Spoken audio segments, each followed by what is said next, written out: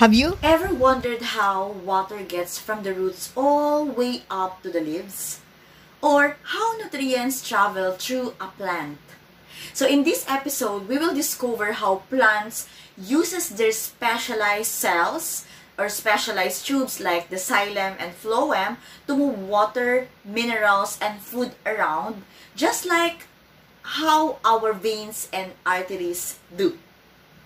Hello my dear students! Welcome back to my YouTube channel. This is me once again, Teacher Tin, your science teacher for today.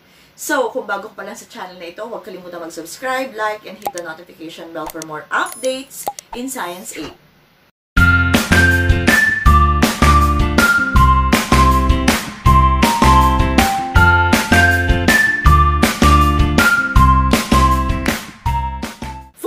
Video, we're going to discuss about the plant transport system and, of course, the parts, the functions, and the processes of plant transport system. Ano nga ba pag sinabi nating plant transport system? When we say plant transport system, it is responsible for moving water, minerals, and food throughout the plant. It also involves specialized plant parts that work together to support survival, growth, and reproduction. Alright. So, pag sinabi nating plant transport system, ito yung proseso kung paano nga ba dumadalo yung mga nutrients na tinatanggap ng ating mga halaman papunta sa iba't ibang parte ng kanyang katawan. Saan ba kalimitang nagsisimula ang pagkuha ng mga nutrients, minerals, food, sugar ng plant? Siyempre, nagsisimula yan sa ugat, sa ilalim. Kasi, di ba, pag nagdidilig tayo sa halaman muna, dito sa soil.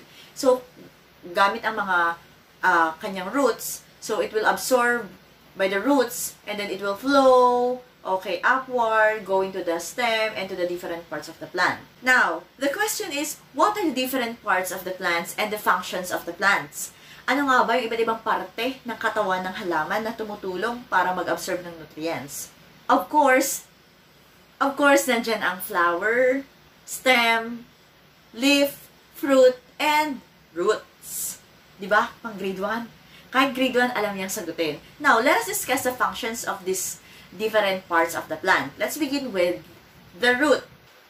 Root's function is to absorb water and minerals from the soil. It anchors the plant firmly into the ground. Also, it initiates root pressure that helps push water upward into the xylem. Very obvious na ang ating roots, sila naman talaga yung nag-absorb ng nutrients. Siyempre, may tinatawag tayong root pressure. Yung root pressure na yun yung tumutulak, dun sa mga nutrients na na-absorb niya sa soil, papunta sa taas. Siyempre, nagsimula yan sa ilalim. Ang hirap naman na mag-flow yan upward. So, it will flow upward to the different parts of the plant. Second, we have the stem. Stem or branches. Sa mga maliliit na halaman, it's stem. So, sa mga puno, we call it the branches. Stem serves as the main passageway for water, nutrients, and food, contains vascular bundles, the xylem and the phloem, and it supports the leaves and flowers, holding them toward the light. When we say stem, yan. Di ba ang stem, imagine nyo naman ang halaman na walang stem, di roots agad. Tapos, paano naman ikakabit yung mga flower, yung fruit, saan kakabit yun? Wala.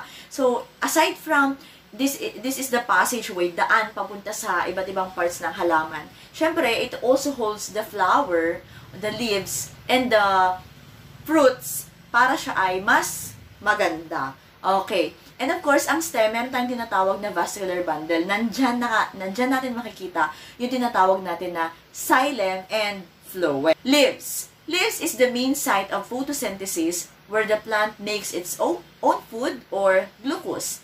And also, it contains stomata, tiny pores that allow gas exchange and transpiration. It also releases water vapor in the form of transpiration, which helps pull water up from roots. Leaves. Nakakita na ba kayo ng stomata? Ayan. Yan, yung stomata, ito yung parang pinaka opening, pores ng mga dahon. Okay. Sinabi kanina na it's the main site for photosynthesis. Di ba pag sinabi natin photosynthesis, ito yung gumagawa, ito yung proseso kung paano sila gumagawa ng kanilang pagkain. Siyempre, ang mga halaman, kahit iwanan mo yan kahit saan, tingnan mo, bakit may mga halaman na tumutubo pa rin, gumaganda pa rin, may mga halaman pa rin na nabubuhay, even they can make their own food. At sa pamamagitan ng stomata, ito naman class yung opening. Kumbaga sa tao, ito yung mga pores natin kung saan lumalabas yung pawis natin kapag nag-exercise tayo. Stomata, ito rin yung nagsiserve as the passageway ng gas. Sila yung dito nire-release yung oxygen at dito rin naman pumapasok yung carbon dioxide needed by the plant para sa photosynthesis. Yan. And of course, ano ba yung transpiration? Yung transpiration, this is the process where plants absorb water through the roots and then give off water vapor through pores in their leaves. Have you ever seen leaves or plants during morning? Sa umaga pagkagising nyo, makikita nyo yung mga plants, yung mga dahon, basa kahit hindi naman umulan kagabi. It's because of that what we call transpiration. Kasi nilalabas dun sa stomata yung mga water vapor na nanggaling sa roots pataas ng leaves. Kumbaga parang dito nila nilalabas yung mga water vapor. Kaya parang syempre yung water vapor pag nilabas nila magmo-moist yan, magiging tubig. Okay? So that is what we call transpiration. Kumbaga dyan humihinga ang ating mga halaman. Flower is mainly for reproduction. Flowers also receive nutrients via phloem. Sugars produced in leaves are transported to flowers to support growth and seed development. Yan. Nakakita na kayo ng mga Santa Ana? Yan. Ito yung mga pag tinanggal nyo yung, meron kayong nasisip-sip na matamis. Yan. Sa mga halaman, sa mga bulaklak, bakit din tinawag ito na for reproduction? Kasi it's because of the pollination, di ba? Yung mga bees, kumukuha sila ng pollen from the flowers, tinatransfer from the other flowers para mag-reproduce. Alright? So, bakit nagkakaroon? Bakit matamis ang sugar? It's because yung sugar kasi na nanggagaling sa leaves, it's one of the nutrients of the plant. So, from leaves, it will be transported to the flowers. Kaya it makes the flowers sweet. It's because of the sugar. And of course, flower, kaya katulong din yan sa pagta-transport ng nutrients. And of course, we have the fruits and the seeds. Fruits and seeds receive food and nutrients transported by the phloem to support fruit development, and it stores nutrients and energy needed for seed germination. Now, let's proceed with the specialized tissues which we call the xylem and the phloem. So, the xylem and the phloem, these are the specialized tissues. Kumbaga sa basketball, ito yung MVP nila. Meron silang crucial and significant role when it comes to absorption of nutrients.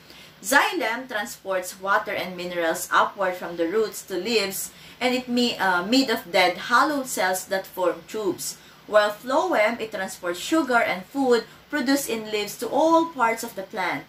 It is made of living cells, including sheath tubes and companion cells. Kung mapapansin nyo rin sa xylem and phloem, xylem, it is flowing, meron siyang one-way flow, and sa phloem, it has two-way flow. No, so pataas ang xylem kasi siya nagdi-distribute ng minerals and water. While sa phloem, siya naman ang nagdi-distribute ng sugar, okay, pataas, and from leaves down to the different parts of the plant.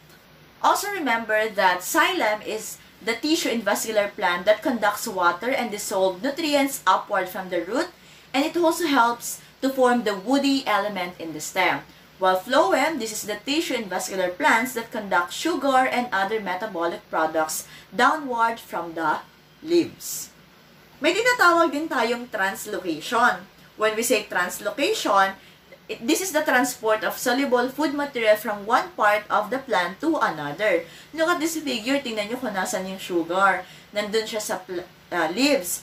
And then later, nandun na siya sa may parting stem. Then later, andun na siya papunta sa roots. Pag sinabi nating translocation, ito yung type kung saan trans. Okay, natatransfer yung mga nutrients from one part of the plant going to the different part of the plants. Kumbaga, natatransfer siya from one place to another. And we also have the guard cell. When we say guard cell, this is one of two specialized cells that border a stoma and regulate gas exchange and water loss. Nga pala, pag sinabi nating stoma, that is only a singular stoma. Pero pag sabing stomata, ito yung marami ng stomata. It is the opening, Pag sinabi nating stoma or stomata, this is the tiny openings of or pores in plant tissue that allow for gas exchange. Balik tayo kay guard cell. Sa guard cell, alam yung gate, di ba ang gate dalawa siya? Dalawang door. So, yun yung parang guard cell. Ibig sabihin kaya sabi natin two specialized cells that border the stoma. So, kumbaga merong opening at ang stoma nag-o-open, nagko-close, hindi laging naka-open yan. Kasi, syempre, kailangan ding ma-regulate yung gas at saka yung water. So, hindi pwedeng puro palabas. So, kailangan din na ma-stabilize siya and ma-balance yung flow ng gas at saka ng water.